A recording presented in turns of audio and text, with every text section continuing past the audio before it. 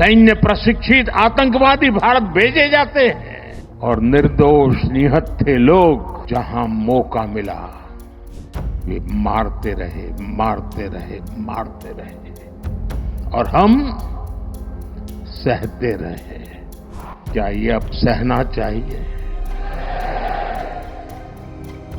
क्या गोली का जवाब गोले से देना चाहिए? ईंट का जवाब पत्थर से देना चाहिए? ये कांटे को जलमुर्द से उखाड़ देना चाहिए? जब आतंकवाद के 9 ठिकाने तय करके 22 मिनट में साथियों, 22 मिनट में उनको ध्वस्त कर दिया, और इस बार तो सब कैमरा के सामने की सारी व्यवस्था रखी थी ताकि हमारे घर में कोई सबूत न मांगे। अब हमें सबूत नहीं देना पड़ रहा है, वो ऊपर वाला दे रहा है। शरीर कितना ही स्वस्थ क्यों न हो, लेकिन अगर एक कांटा चुभता है तो पूरा शरीर परेशान रहता है। अब हमने तय कर लिया है उस कांटे को निकाल के रहेंगे।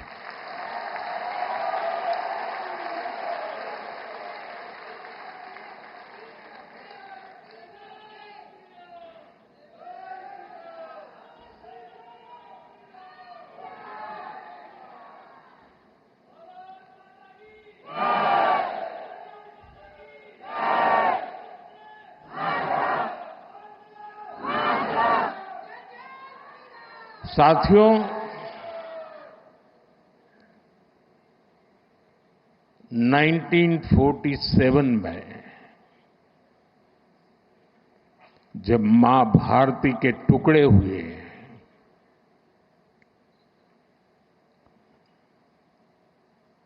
कटनी चाहिए थी तो जंजीरें, लेकिन काट दी गई भुजाएं। देश के 3 टुकड़े कर दिए गए।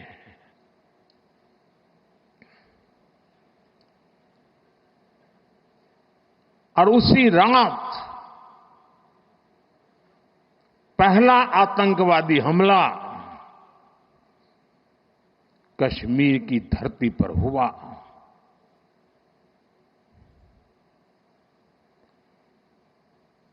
मां भारती का एक हिस्सा आतंकवादियों के बलबूते पर, मुजाहिदों के नाम पर पाकिस्तान ने हड़प ले लिया।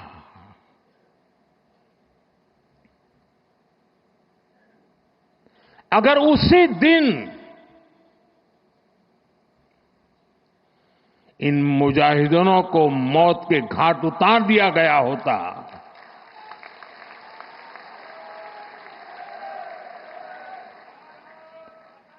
और सरदार पटेल की इच्छा थी कि पीओके वापस नहीं आता है तब तक सेना रुकनी नहीं चाहिए, लेकिन सरदार साहब की बात मानी नहीं गई और ये मुजाहिदीन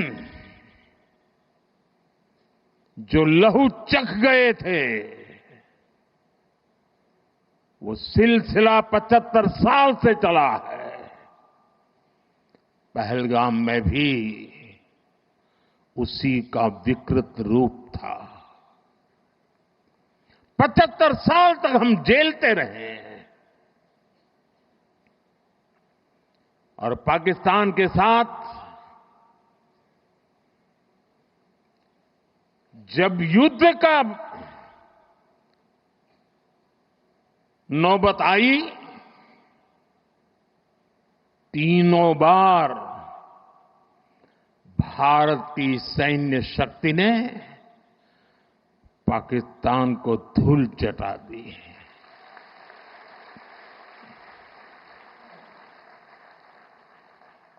और पाकिस्तान समझ गया कि लड़ाई में वो भारत से जीत नहीं सकते हैं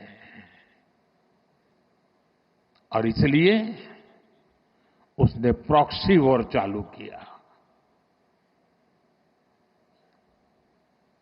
सैन्य प्रशिक्षण होता है, सैन्य प्रशिक्षित आतंकवादी भारत भेजे जाते हैं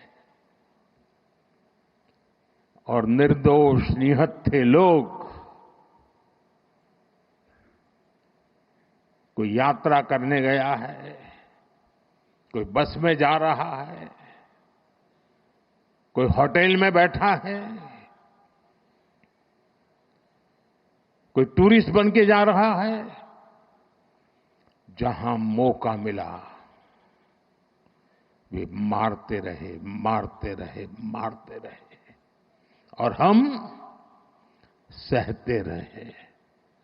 आप मुझे बताइए, क्या ये अब सहना चाहिए? क्या गोली का जवाब गोले से देना चाहिए?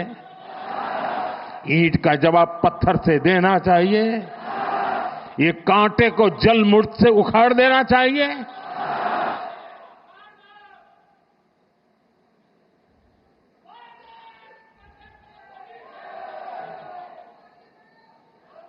साथियों, ये देश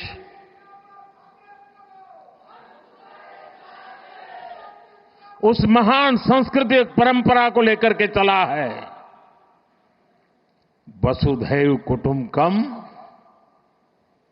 ये हमारे संस्कार है, ये हमारा चरित्र है, सदियों से हमने इसे जिया है।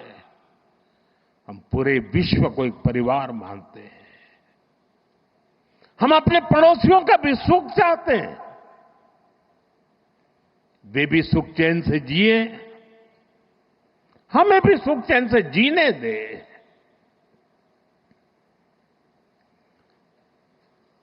ये हमारा हजारों साल से चिंतन रहा है। लेकिन जब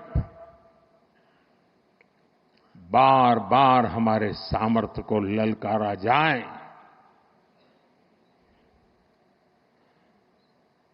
तो ये देश वीरों की भी भूमि है।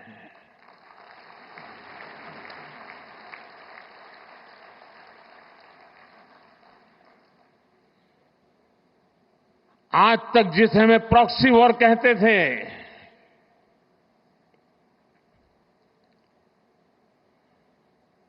6 मई के बाद जो दृश्य देखे गए, उसके बाद हम इसे प्रॉक्सी वॉर कहने की गलती नहीं कर सकते हैं। और इसका कारण है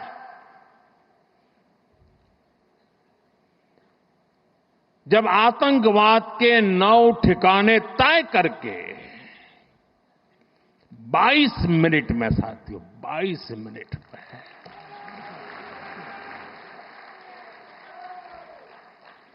उनको ध्वस्त कर दिया। और इस बार तो सब कैमरा के सामने की सारी व्यवस्था रखी थी ताकि हमारे घर में कोई सबूत न मांगे। अब हमें सबूत नहीं देना पड़ रहा है, वो ऊपर वाला दे रहा है।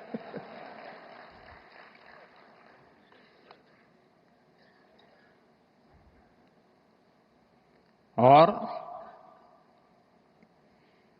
मैं इसलिए कहता हूं अब ये प्रॉक्सी वॉर नहीं कह सकते इसको,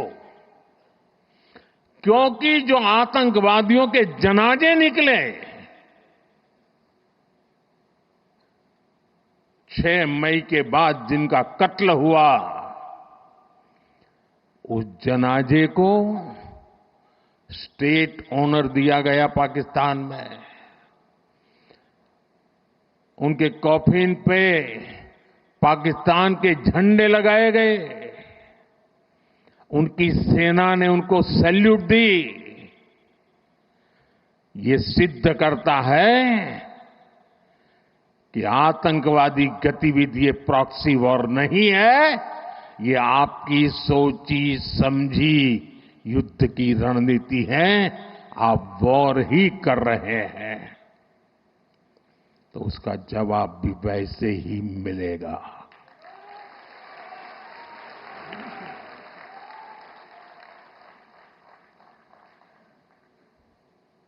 हम अपने काम में लगे थे, प्रगति के राह पर चले थे।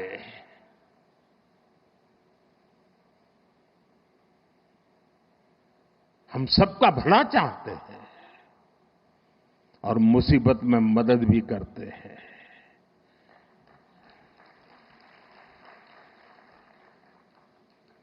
लेकिन बदले में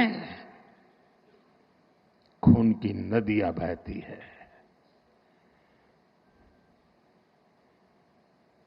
मैं नई पीढ़ी को कहना चाहता हूं,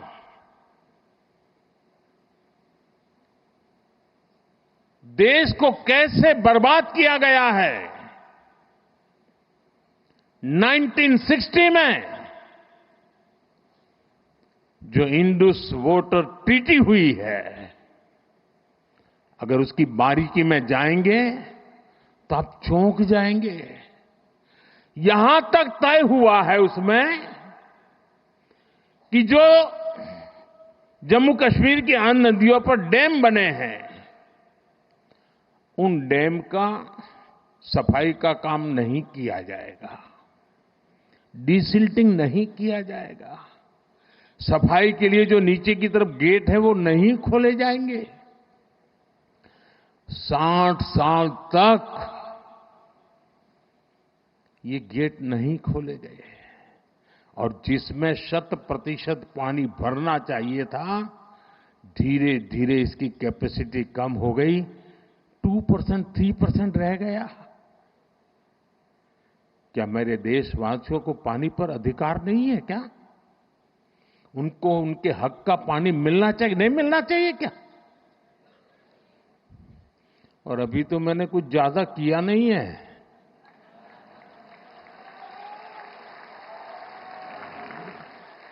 अभी तो हमने कहा है कि हमने इसको एबेंस में रखा है, वहां पसीना छूट रहा है। और हमने डैम थोड़े खोल करके सफाई शुरू की। जो कूड़ा कचरा था वो निकाल रहे हैं। इतने से वहां फ्लड आ जाता है। साथियों, हम किसी से दुश्मनी नहीं चाहते हैं। हम सुख चैन की जिंदगी जीना चाहते हैं। हम प्रगति भी इसलिए करना चाहते हैं कि विश्व की भलाई में हम भी कुछ योगदान कर सके।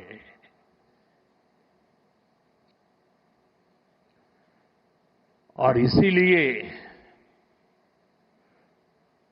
हम एक निष्ठ भाव से कोटि कोटि भारतीयों के कल्याण के लिए प्रतिबद्धता के साथ काम कर रहे हैं।